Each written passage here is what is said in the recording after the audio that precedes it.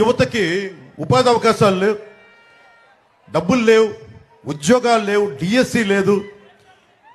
మనకు సరైన ముఖ్యంగా ఉపాధి అవకాశాలు ఎలా కావాలంటే మీకు బలమైన ప్రభుత్వం ఉన్నప్పుడే మనం ఏదైనా తీసుకురాగలం.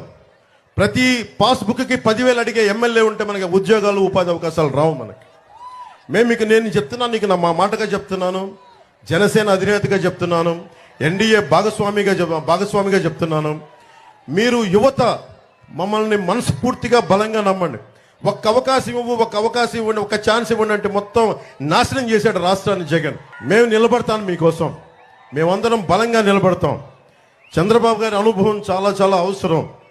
వైసీపీ వ్యతిరేక ఓటు చీలకూడదని పదే ఎందుకు చెప్పానంటే, మనకి పెడలలో రైతు కన్నీరు పెట్టకూడదు, చేనేత కళాకారులు బాధపడకూడదు, అలాగే ప్రతి ఒక్కరు కూడా ఆనందంగా ఉండాలి, ఉపాధి అవకాశాలు రావాలి, సకాలంలో ఉద్యోగాలు రావాలి.